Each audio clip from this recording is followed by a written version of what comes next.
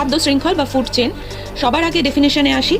সেটা হচ্ছে কোনো বাস্তুতন্ত্রে খাদ্য খাদকের সম্পর্কের ওপর ভিত্তি করে উৎপাদক স্তর থেকে খাদক স্তরের সর্বোচ্চ সীমা পর্যন্ত ধাপে ধাপে বিভিন্ন সম্প্রদায়ের জীবগোষ্ঠীর মধ্যে খাদ্যের মাধ্যমে শক্তির শৃঙ্খলিত ধারাবাহিক যে প্রবাহ তাকে বলা হয় খাদ্য শৃঙ্খল। খাদ্য খাদকের সম্পর্কের ওপর ভিত্তি করে যে নির্দিষ্ট প্রণালীতে খাদ্য শক্তিটা উৎপাদক থেকে ক্রমপর্যায়ে আরও উন্নত জীবের মধ্যে প্রবাহিত হয়, সেই শক্তি প্রবাহের এই ক্রমিক পর্যায়কে বলা হয় খাদ্য শৃঙ্খল বা ফুড চেন। এগুলো হচ্ছে এক একটা ট্রফিক লেভেল।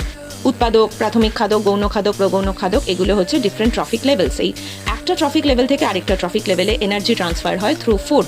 এটাই হচ্ছে ফুড চেন বা খাদ্য শৃঙ্খল। এটা একটা লিনিয়ার পাথওয়ে, মানে সরল রেখায় চলছে, একটাই রেখা, এখান থেকে উৎপাদক থেকে খাদকদের মধ্যে যাচ্ছে।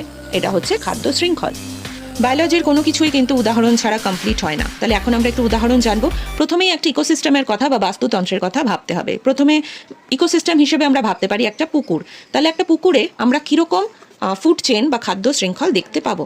তাহলে এখানে আমরা ইকোসিস্টেমটাকে ধরলাম পুকুর। তাহলে একটা পুকুরের খাদ্য শৃঙ্খল হলে সেটা কীরকম হবে? পুকুরের খাদ্য শৃঙ্খলে প্রথমেই থাকবে প্রডিউসার বা উৎপাদক, সেখানে থাকবে প্ল্যাঙ্কটন। প্ল্যাঙ্কটনের মধ্যে প্রথমে থাকবে ফাইটোপ্ল্যাঙ্কটন। ফাইটোপ্ল্যাঙ্কটনের ওপর নির্ভর করে কে থাকবে? জু প্ল্যাঙ্কটন।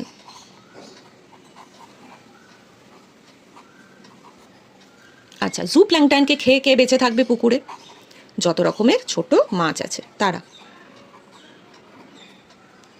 এবারে ছোট মাছকে খেয়ে কে বেঁচে থাকবে?